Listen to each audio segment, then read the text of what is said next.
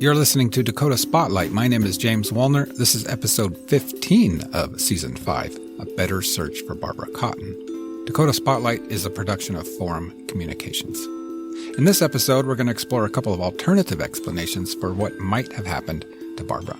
Both of these explanations are possible in theory. That is, they've been proven elsewhere to have taken place and been responsible for a missing persons case. So, in other words, we will not be talking about UFO abductions or things that have never been proven.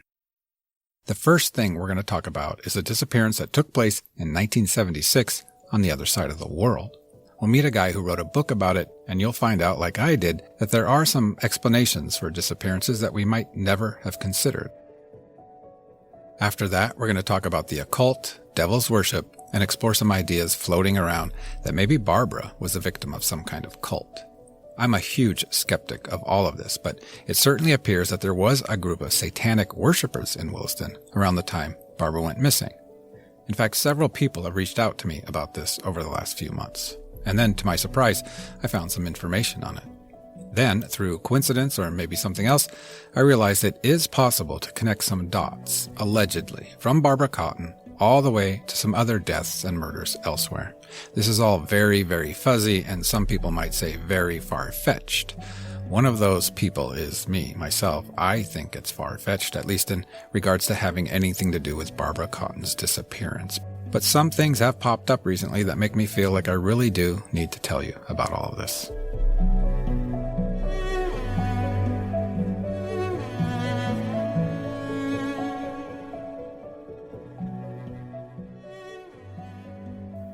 Let's travel to the country of Sweden to explore other ways people might disappear. In the year 1976, a man named Bo Johnson, aged 25, simply vanished without a trace in Stockholm, Sweden. Like Barbara, no body has ever been found. Like Barbara, all of his belongings were left behind in his apartment. And as in Barbara's case, when Bo Johnson disappeared, people and law enforcement jumped to conclusions. But I am not the foremost authority on this case, so I called someone who is. His name is Anders Sunderlin, and he lives in Stockholm, Sweden.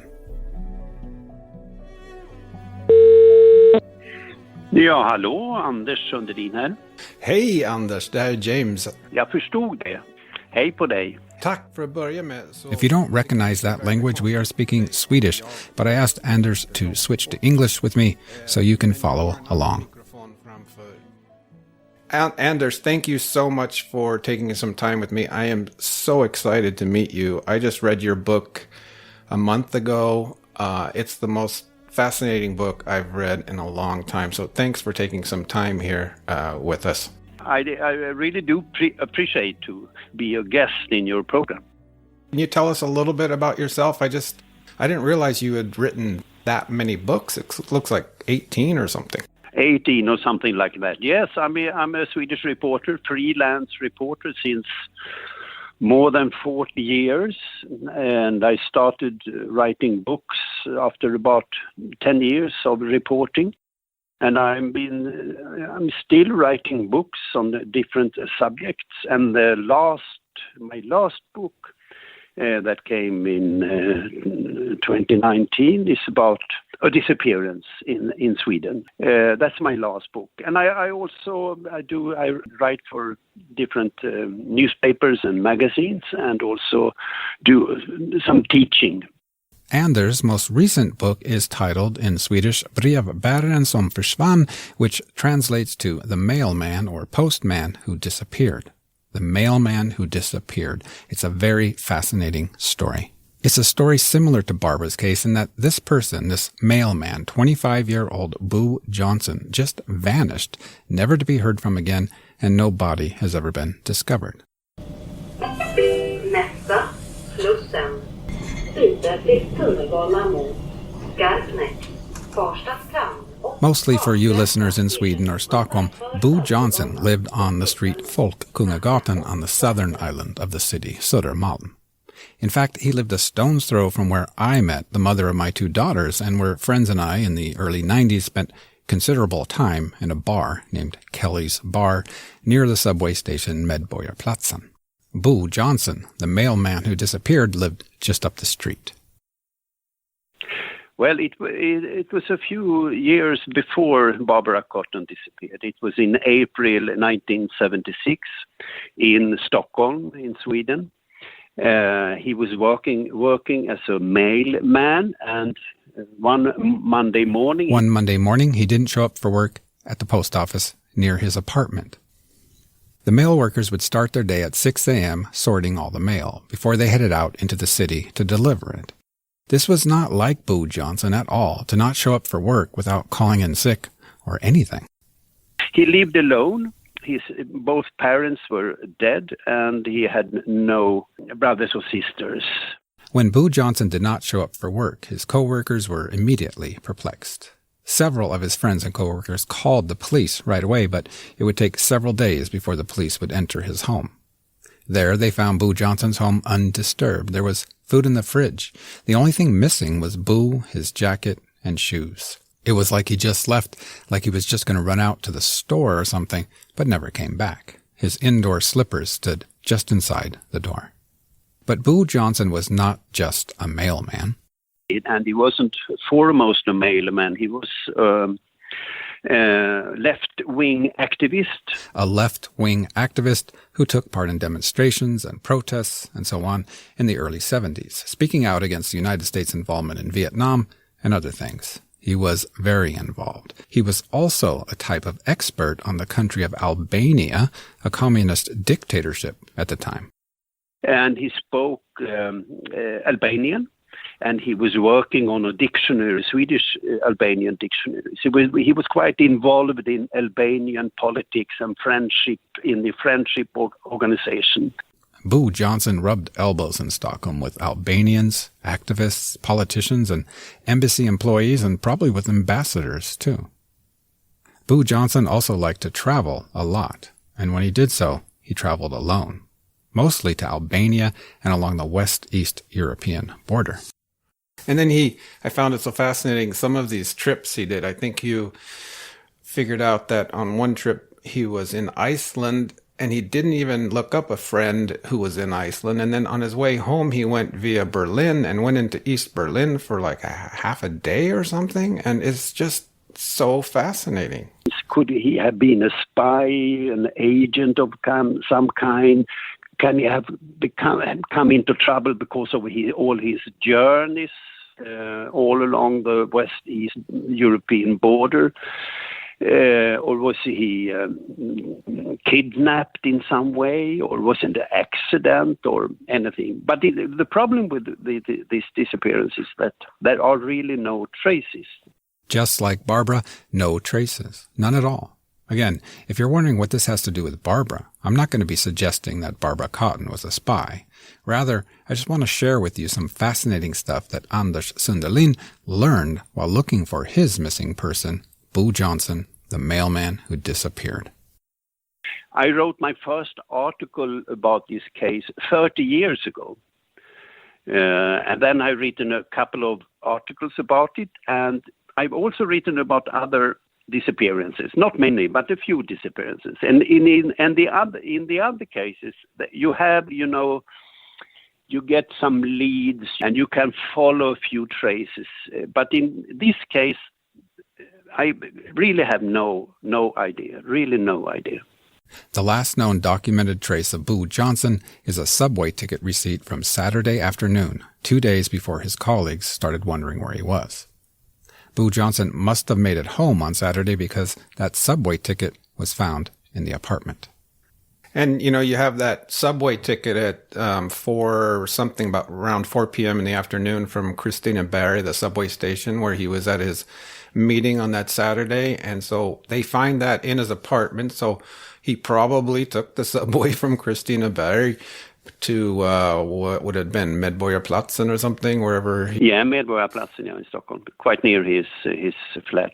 Everything was left in the apartment, in his flat. I mean, there was this subway ticket, but also his wallet, his watch. There were keys, his passport, and he had a lot of money. He had a lot of money. that he had inherited. And everything was, it was just he who was left, and no jacket and shoes. And you also noted that, was very good to point out, everyone back then had an address book. Yes, especially if you were active and in a board and so on. Yeah. It was something you could put in your pocket, and it had names and phone numbers of everyone you knew or wanted to send postcards to, and that is missing as far as we know, right? That is the thing I discovered was missing. No address book. He could have had that in his jacket, of course. Also similar to Barbara's case, the initial investigation of Boo Johnson's disappearance has been called into question. Yeah, and that is a big problem because it took 1.5 years before there was a real investigation. The problem was that the police who was responsible for this case, he was responsible for all the disappearances in Stockholm. There was something wrong with him. I don't know what. Perhaps he was quite old. He was perhaps ill at this moment. We don't know. And I think also that when he heard about this case. When he heard about it, that first detective who worked the case just assumed that Boo Johnson must have taken his own life. A suicide, he said. And so he didn't do much. So he did nothing. What the detective did do is a bit surreal. Because Boo Johnson had no family, this detective became somehow legally and officially responsible for Boo Johnson's estate. So he sold most of Boo's stuff at a flea market, and then he let his own daughter move into Boo's apartment. And then he let his daughter move into the apartment. Yeah, it's really an amazing story. And because this detective, for some unknown reason, assumed Boo Johnson had taken his own life, Boo Johnson's neighbors were never interviewed. But if it had been a regular police investigation, perhaps some neighbor had said, oh, yes, I saw him Sunday evening. He was with some guy or something like that, Wow, it's just all fascinating. I want to move on to the reason I reached out to you, because as I said, at this point in the podcast, I mean, this is not even a possibility for Barbara, but I want to sort of just share with listeners what things have happened around the world where people have gone missing. And when I got to this chapter of your book, I was just incredibly fascinated. So you want to tell us a little bit about North Korea? North Korea, yeah. So I got a mail from a friend, and he had just read a thing I had written about Boo before. And he became very fascinated with the case, and he sent a mail to me from Chiang Mai, where he lives, and said, have you thought about North Korea? And I said, what? Yeah, North Korea. What do you mean by North Korea? And he said, don't you know that North Korea had kidnapped people from all over the world? And I didn't know anything about it. I didn't really know anything about it. Starting in the 1950s after the Korean War, North Korea kidnapped thousands of South Koreans, most of them fishermen. These people were used as spies for propaganda purposes. North Korea at this time in the 50s were more prosperous than South Korea. But then in the middle of the 70s, when Kim Jong-il came after his father, then Kim Il-sung, he was very interested in the security. He wanted to modernize it and so on. And they started to kidnap people, first of all from Japan, to have as in their spy schools, to be language teachers. But North Korea didn't just need language teachers, they needed other people. They needed actors, for example, for movies. If they needed an actor who looked West European and they didn't have one, well, they could just kidnap someone from Italy, for example.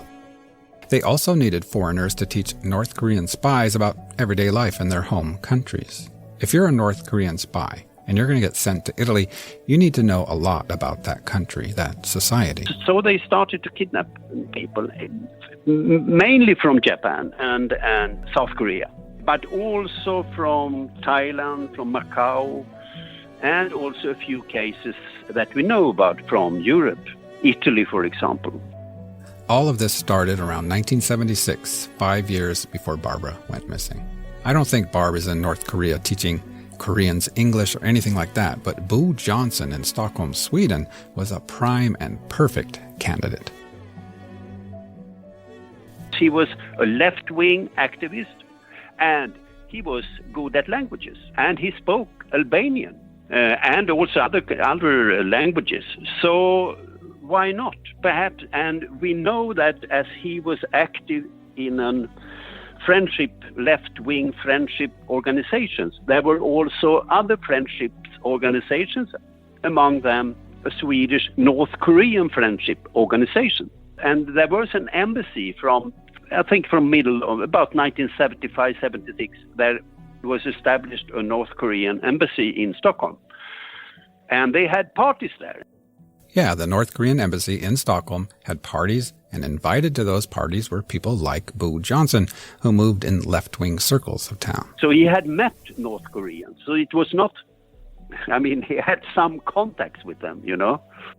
I don't know how they worked, but when they were picking out people to kidnap, I don't know if they were so humane that they cared, but if they were tried in their own minds, were trying to do it in some humane way. Busa had no sisters, no parents, he was alone, and he had all these languages. I wonder, for me, when I read that chapter in your book, I thought he looked like a prime candidate.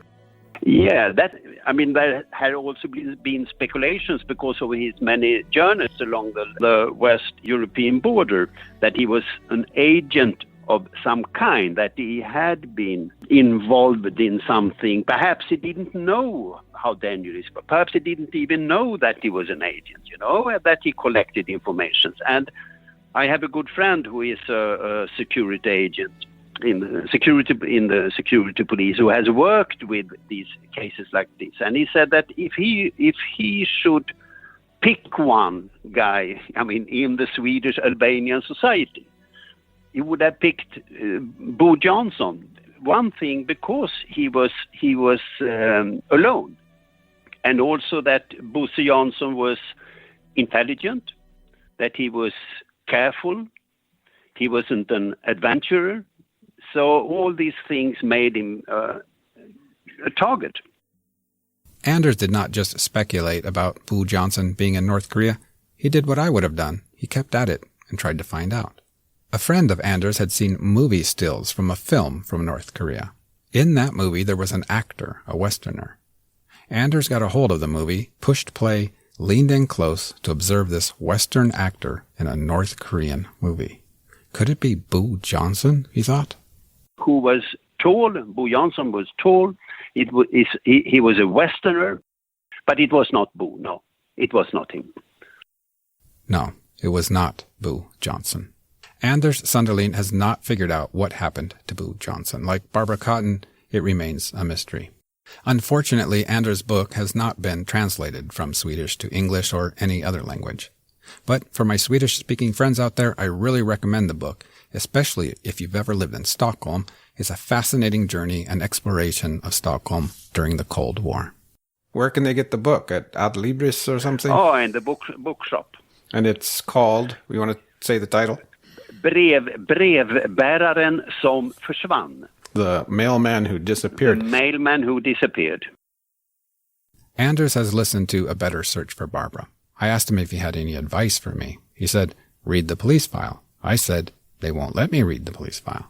He said, talk to the original investigators. I said, some are gone. The others have respectfully denied to talk to me. I asked Anders if he had any thoughts or theories about Barbara Cotton. She didn't run away because she left all the money back. So, and she wasn't politically involved as Bo Johnson. She wasn't an agent of some kind. She wasn't an expert on anything, So she must, or it can have been an accident, of course, or murder, or someone were at least responsible for it. No, I really just wish you luck in this case, that you can disclose more things about this disappearance of this young girl.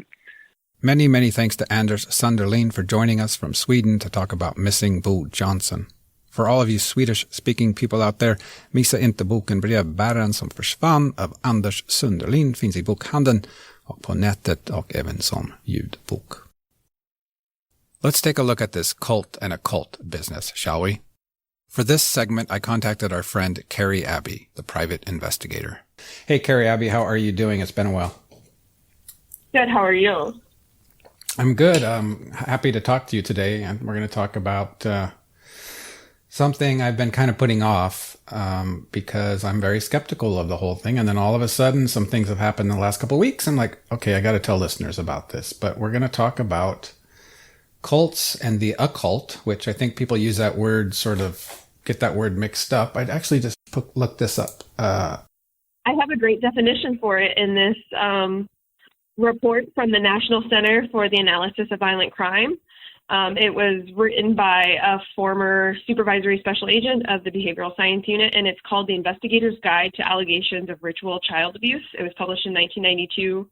And in this article, Supervisory Special Agent Kenneth Lanning, it's not an article, I'm sorry, in this report, Supervisory Special Agent Kenneth Lanning has this great quote in here, and he says, "Occult means simply hidden. All reports of unresolved crimes might be regarded as an occult, but in this context, the term refers to the action or influence of supernatural powers, some secret knowledge of them, or an interest in paranormal phenomenon, and does not simply imply Satanism, evil, wrongdoing, or crime." It's a very open definition.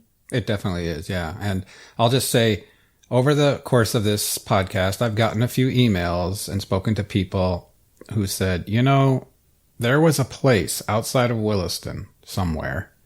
Some have said it was a barn, some said a building, some, said by the river, where kids, I say kids, I assume teenagers, young people got together and sort of practiced this worshiping or devil worshiping or the occult, whatever. And I've never looked closer at it, but I will say that even where I grew up, I think I could be wrong about this. What do you think? Like, I bet every high school has had a cluster of kids who played around with that stuff. Absolutely. Tom made a great point recently in that a lot of occult, Satanism, these very negative aspects that, or very negative definitions that people have, all of that comes with very simplistic iconography that is immediately taboo, and that kind of draws people into it sometimes, especially young people who just, this pentagram's cool and I can draw it anywhere and I like to do that and I like to wear all black and people are scared of me and that's cool. It's kind of in the same draw why somebody might want to be, a cheerleader or a football player, kind of have that little bit of notoriety in their school. I kind of think this is just another part of that. Recently, the streaming service Netflix released a documentary film titled Sons of Sam. The documentary is about the Son of Sam murders in New York City, which began in mid-1976. The killer was identified as David Berkowitz, and he confessed to 8 murders.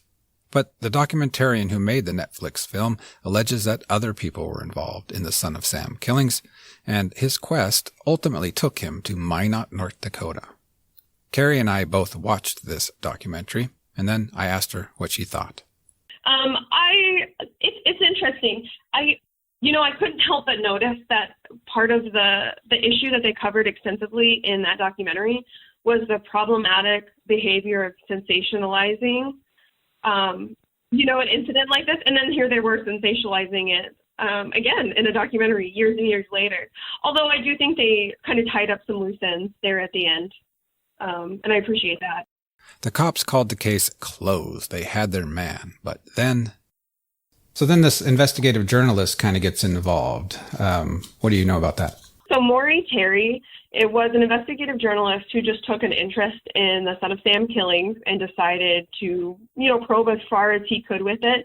He's the one who uncovered the major link there to John Carr, who kind of played a minor role, according to David Berkowitz, in the killings, and that Sam Carr had a dog who may or may not have been possessed by the devil and was giving him orders to kill.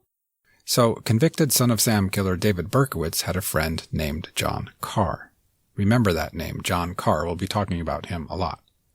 The documentary, based on the work of investigative journalist Maury Terry, suggests that John Carr may have been involved in some of the killings in New York.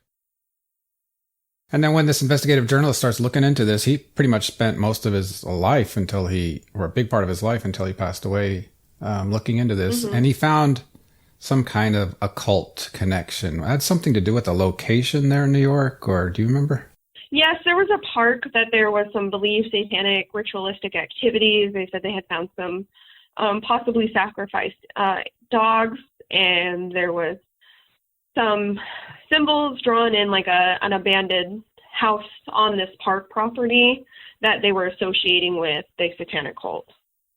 And then the story goes to Minot, North Dakota, and this is in this Netflix documentary called Sons of Sam. In fact, Inforum.com published an article about this very thing. Like, this made local news, right? This mm-hmm. Netflix documentary and the Minot connection to the Sons of Sam thing and the occult. So the connection is what? John Carr was here in Minot, North Dakota, and I'm not 100% clear on this story, but I believe he was here visiting his girlfriend who was stationed at Minot Air Force Base or had reason to be at Minot Air Force Base. And then, well, he ends up dying. John Carr, this guy who this investigative journalist believes was involved in the Sons of Sam murders, ends up possibly, I guess, killing himself in Minot. Yeah, the official finding is that he dies by suicide from a single gunshot wound to his face on Minot Air Force Base, and I believe it's in the housing based on some of the pictures that I've seen. Yeah, and then there's a couple North Dakota law enforcement agents or officers mm-hmm. in the documentary as well. I think it's Glenn Geetson and Mike Knopp. They talk about their roles investigating satanic cult and drug activity in the Minot area in the mid-1970s, which may have links mm-hmm. to... I'm just reading off of the Inform article now. So there's some occult stuff there, too. And did they definitely tie that stuff to this John Carr? No, I mean, not that I can tell from any of the public news articles. You know, Ward County Sheriff's Department, Glenn Geetson says that he knew there was cult activity going on in the Minot area, but had never seen it. Mm-hmm. And I have some follow-up questions for that kind of statement. I don't know how you would know something. I mean, you can know lots of things without seeing it firsthand. There's not enough explanation for me there to understand why he was so sure it was happening. So just for everyone listening here, we are going to get to how this ties into Barbara Cotton. So this guy, John Carr, who maybe was involved in these killings and may have been involved in the occult or some kind of worship in this documentary, he kills himself in Minot. And there's apparently some activity going on in Minot with kids or whoever. There's something about dogs being killed, too. Do you remember that? Yes. I mean, I think you can kind of pit. I think if you asked anybody at any given time in any given place, they might tell you about some bad stuff happening with dogs, honestly. I think it's really easy for people to victimize animals, and obviously I don't condone that by any means. But I think that it would be common if there's some kind of criminal activity happening, that if people are being victimized, like animals are likely being victimized as well. So everyone's wondering. So let's get into it's not a clear connection, but this is the reason I'm bringing this up. I felt like I should. There is sort of a weird connection to Barbara, or at least to Williston. So let's talk about, in this documentary, they mention, is it Phil Falcon? What was the deal with him in this documentary? Do you remember? So Phil Falcon is a North Dakota local friend of John Carr. And there's some kind of insinuation in the documentary Sons of Sam that Phil Falcon and John Carr were involved in some sort of satanic ritualistic cult here in North Dakota. Potentially some dogs killed and stuff, which we just spoke about. But... Mm-hmm. And there was that quote from Deputy Geetson about people drinking dog urine or human urine. I'm not sure which. I think it was dog. Yeah, I don't remember. Human urine or something. Yeah. Maybe dog blood and human urine. Right. So the interesting thing with Barbara Cotton's story is, if those of you who remember my interview with the gentleman named Daryl Lund, and he he's the gentleman who had a memory of seeing Barbara Cotton downtown Williston. He thinks it was possibly the night she went missing. They even went to Cakes and Cones together. He remembers her asking him for a cigarette and his friend, and then another guy who potentially kind of looked like Frank De La Pena walking up and giving her a cigarette because they didn't have any left. Well, Daryl Lund, his companion, his friend that was with him that night, was Randy Falcon. And what have you found out about the association between Randy Falcon in our story with Barbara and this Phil Falcon in the documentary? Randy and Phil Falcon are brothers. Right. And as far as I can tell from anything, there's no crossover between John Carr and Phil Falcon with Barb Cotton. Mm-hmm. And we're talking, this occurred, was it 6 years before she goes? I'm sorry, no, it's only 4 years before she goes missing.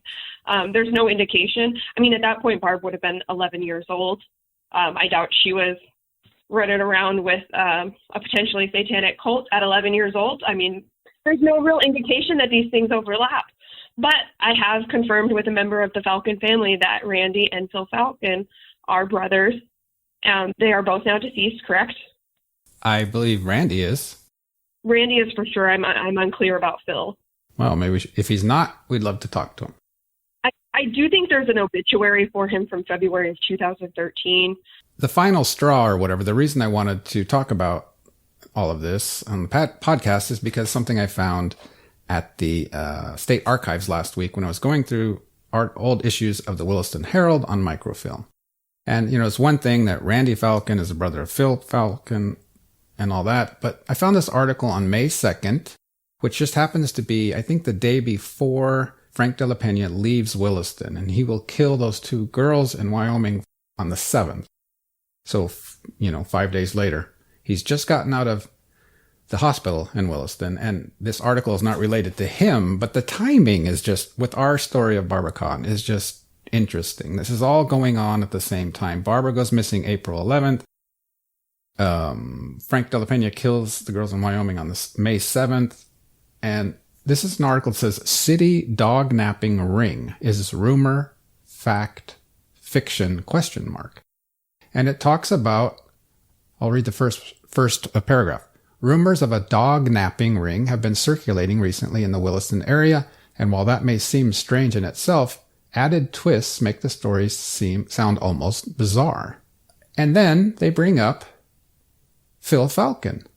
You know what's interesting is I have read Phil Falcon's I'm sorry, and a cat just jumped up in my way. Obituary, and in his obituary, he was a Minot State Teachers College graduate, so he was a teacher. I don't know what kind of connection he may or may not have had with like teaching. But he was a teacher. He was very active in his community. There's this line in here that says, Phil was a natural intellect, loved to read, and most of all plays guitar and create the gift of music. It's very kind of flattering towards him. This same obituary, by the way, does confirm Randy Falcon is his brother. I know Randy Falcon's not a completely unusual name, but this is from the Williston Herald from February 8th of 2013. It seems like it's possible he did kind of youth outreach type things. Second paragraph says, tied to a possible increase in the disappearance of purebred dogs in Williston may be a satanic cult with connections to a man who may have committed many of the Sons of Sam murders attributed to David Berkowitz, New York City's infamous .44 caliber killer. It says, an occult group which is said to abduct animals, usually large dogs, and kill them in ceremonies designed as sacrificial offerings to Satan, practices in the Williston area, according to Sharon Redman, a student of religious groups. Again, this article comes out right at the time when Barbara goes missing, that same, within 3 weeks. Okay, I'll read another one. Redman, who's lectured on the topic to area groups, says she met with a former member of the Williston group a couple years ago. This group told me they had their meetings and did animal sacrifices and their ceremonies, and in their ceremonies, chanting, and whatnot, and they were oftentimes held on the riverbanks. But again, it goes on to say about I guess a documentary was made back then too. The program, which also looks into the deaths of several persons involved and threats still being made against those investigating the case, alleges that the Minot activities were based at a coffee house known as the Falcon's Nest, owned by Phil Falcon. The owner of the restaurant, since closed down, is former Williston resident. He could not be reached for comment. So, I mean, Daryl Lund's story that he saw Barbara in the company of Randy Falcon, we haven't, he wasn't certain. It was the night she went missing. I haven't been able to verify that story, obviously. That is his recollection. It's just all kind of funny. And the final thing I'll say before we maybe talk about this a little more is that a person who knew Barbara, she remembers someone who knew Barbara stealing a dog, a German Shepherd. It just goes, these dogs, I can't get away from dogs in this story, I guess is what I'm getting at. Yeah. I don't know if that's I genuinely can't tell if that's a legitimate connection or just dogs are common. You know that whole trope, if you're looking for a red car, you're going to see red cars everywhere. And I can't tell if that's what this is or if it's like a thread we should be pulling.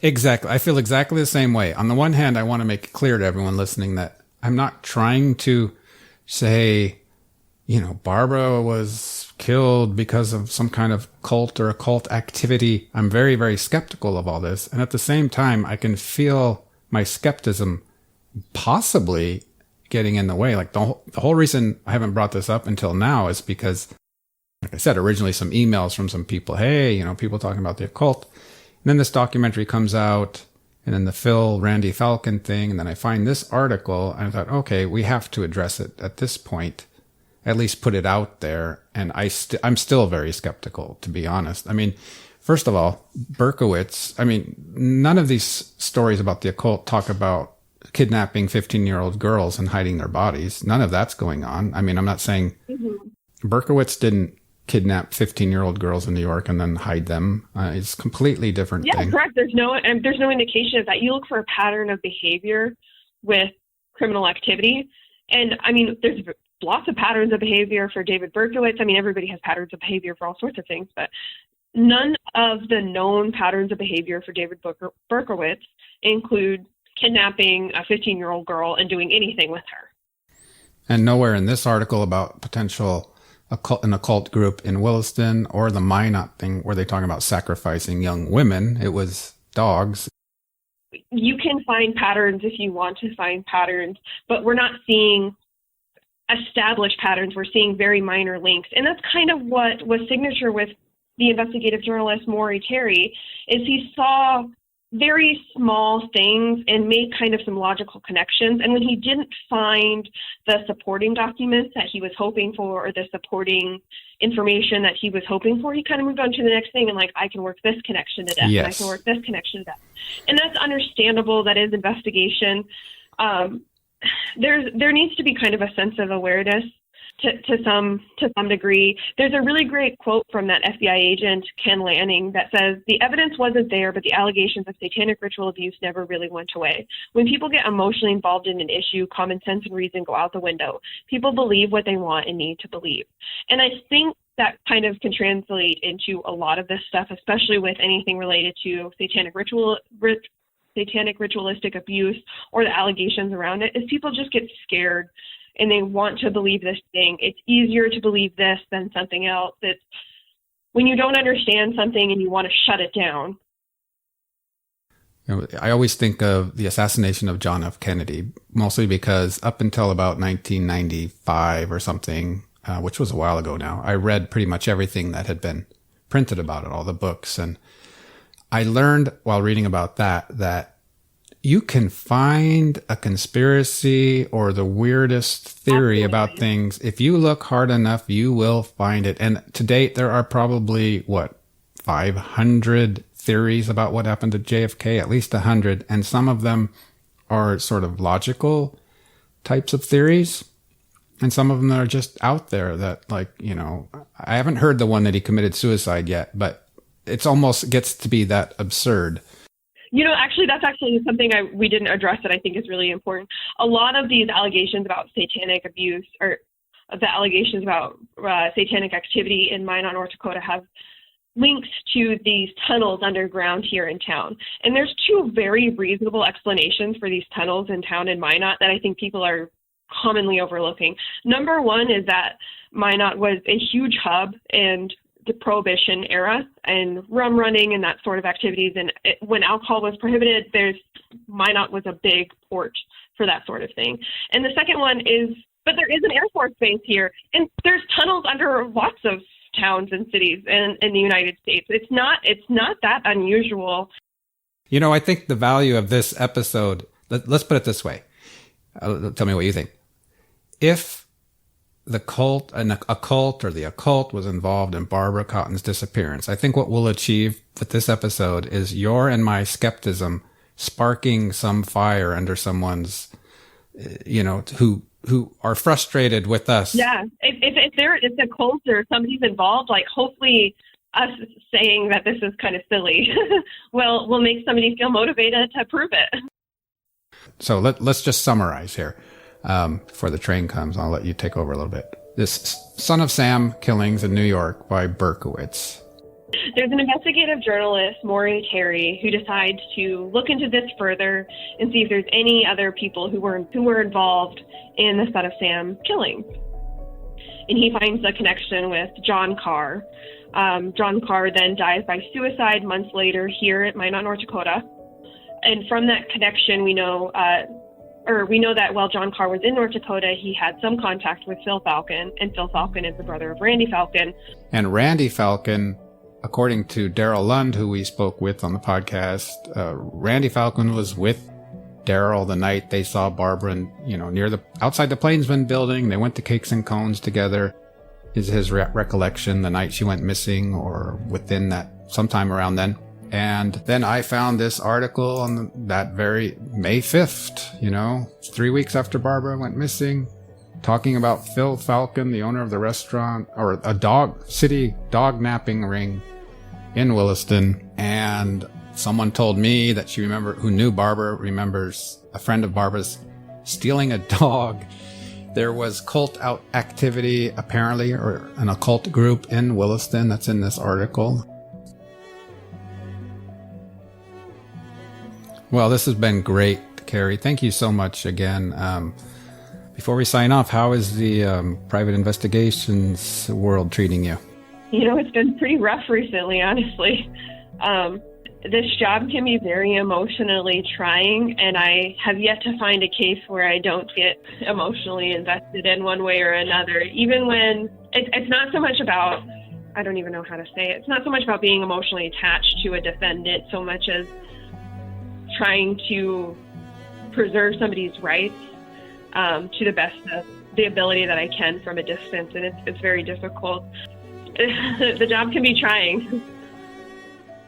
All right. Well, thanks again, Carrie Abbey, for talking to me about this. It's been really interesting with all the stuff going on with this Sons of Sam documentary and the connection to Minot and the Falcon brothers, I guess. Thank you so much. Of course. I'm glad we got to do this. That's all for this time. I hope you enjoyed hearing about North Korea. And if you think Carrie Abbey and I are crazy, that we are way too pessimistic in regards to the possibility that people associated with cults or the occult had something to do with Barb's disappearance, I really encourage you to prove us wrong. I don't have to be right. I just want to know what happened to Barbara Cotton. Still plan for future episodes a deeper dive into open records, what they are, how to get them, and why you should, and I do mean you. Also still in the plans a trip to Montana to sniff out the places where Stacy Werder was and where he died. Thank you so much for listening to this episode of A Better Search for Barbara. I'll see you next time.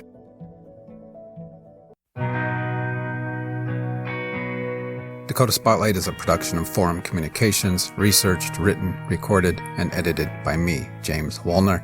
This season is dedicated to my daughters and to all daughters everywhere.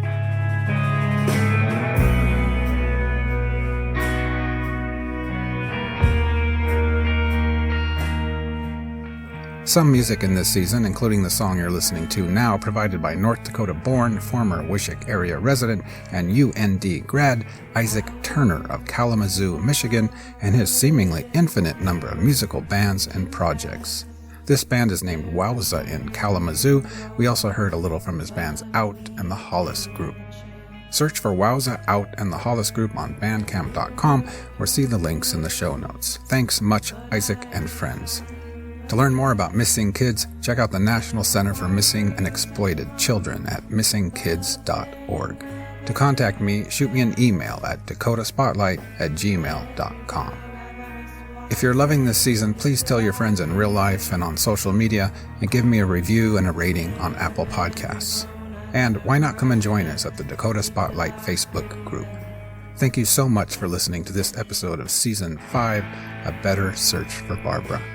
Be safe, stay warm, and see you next time.